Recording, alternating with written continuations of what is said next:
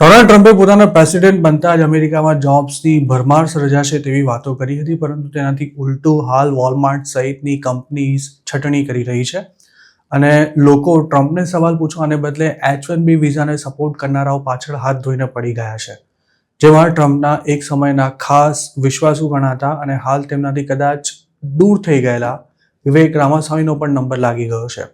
વિવેક રામાસ્વામી હાલ ઓહાયોના ગવર્નરની ચૂંટણી લડવાની પણ તૈયારી કરી રહ્યા છે.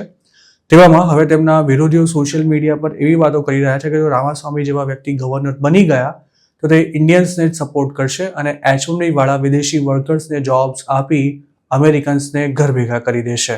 આમ તો ડોનાલ્ડ ટ્રમ્પ ચૂંટણી જીત્યા ત્યારથી જ તેમના કટ્ટર સમર્થકો H-1B વિઝાનો વિરોધ કરી રહ્યા છે અને તેના કારણે લેવા દેવા વગરના ઇન્ડિયન્સ પણ તેમના ટાર્ગેટ પર આવી ગયા છે.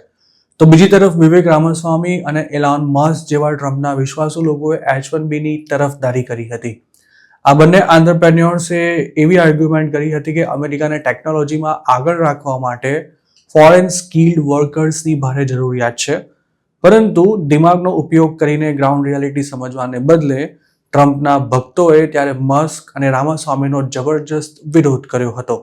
H-1B મામલે ભૂતકાળમાં પણ માગાના સપોર્ટર્સનો આક્રોશ વેઠી ચૂકેલા વિવેક રામાસ્વામી હવે ફરી તેમના નિશાના પર છે અને સોશિયલ મીડિયા પર તેમની સામે બેફામ લખાઈ રહ્યું છે. એક અમેરિકને તો એક્સ પર રામાસ્વામી વિશે એવું લખ્યું હતું કે જો રામાસ્વામી ઓહાયોના ગવર્નર બન્યા તો આ સ્ટેટના લોકોએ H-1Bના ધાડે ધાડા માટે તૈયાર રહેવું પડશે અને આવા લોકો અમેરિકન વર્કર્સની જોબ્સ છીનવી લેશે. રામાસ્વામીના આ વિરોધીનું તો ત્યાં સુધી કહેવું હતું કે અમેરિકન હોવાનો ઢોંગ કરતા આવા ઇન્ડિયન રિપબ્લિકનને વોટ આપવાનો કોઈ મતલબ છે ખરો? આ વ્યક્તિની એવી પણ આર્ગ્યુમેન્ટ હતી કે એક તરફ પાછલા કેટલાક વર્ષોમાં 1 લાખથી વધુ અમેરિકન ટેક વર્કર્સની જોબ ગઈ છે, તો બીજી તરફ H-1B વિઝાની સંખ્યા વધી રહી છે. જોકે એક યુઝરે તેનો બચાવ કર્યો હતો અને એવું લખ્યું હતું કે H-1B પર લીગલી US આવતા તેમજ દેશના તમામ કાયદા કાનૂનનું પાલન કરતા ઇન્ડિયન્સ અમેરિકન્સ જ છે, પણ તેમની સાથે સાથે અમેરિકનોને પણ જોબ મળવી જોઈએ તેમાં પણ કોઈ શંકા નથી. જ્યારે એક યુઝરે એવું ધ્યાન દોર્યું હતું કે વિવેક રામાસ્વામી ગવર્નર બનીને પણ H-1Bના કોટામાં કોઈ વધારો ઘટાડો નહીં કરી શકે, કારણ કે તેના પર ફેડરલ ગવર્મેન્ટનો પૂરો કંટ્રોલ છે. વિવેક રામાસ્વામી હાલ H-1B વિઝા પ્રોગ્રામનો જે રીતે અમલ કરાઈ રહ્યો છે તેની વિરુદ્ધમાં છે. તેમનું એવું કહેવું છે કે આ પ્રોગ્રામમાં મોટા ફેરફારોની જરૂર છે, કેમ કે ફોરેન વર્કર્સ સાથે અમેરિકામાં ગુલામો જેવું વર્તન કરવામાં આવે છે. આ ઉપરાંત તેમણે લોટરી સિસ્ટમનો પણ વિરોધ કર્યો છે અને તેના બદલે મેરિટ આધારિત સિસ્ટમનું સમર્થન કર્યું છે.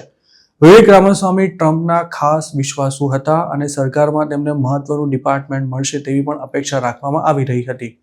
તેમને એલોન મસ્કની આગેવાનીવાળા ડિપાર્ટમેન્ટ ઓફ ગવર્મેન્ટ એફિશિયન્સીમાં સામેલ કરવામાં આવ્યા હતા, પરંતુ ટ્રમ્પે સત્તા ગ્રહણ કરી તેના પહેલા જ તેઓ તેમાંથી નીકળી ગયા હતા અને પોતાના હોમ સ્ટેટ ઓહાયોના ગવર્નરની રેસમાં સામેલ થયા હતા.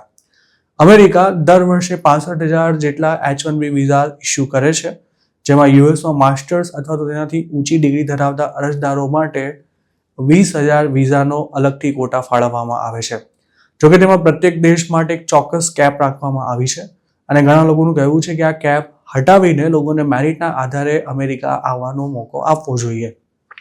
ઇન્ડિયન્સ H-1Bના સૌથી મોટા બેનિફિશિયરીઝ છે, પરંતુ હવે H-1Bને લઈને અમેરિકાની સરકાર એટલી સખ્ત બની ગઈ છે કે યુએસની પ્રાઇવેટ કંપનીઝ કોઈ વર્કરના H-1B સ્પોન્સર કરવાનું લગભગ ટાળી રહી છે અને ઘણા ઇન્ડિયન્સના વિઝા પણ રિન્યૂ થશે કે કેમ તે પણ નક્કી નથી.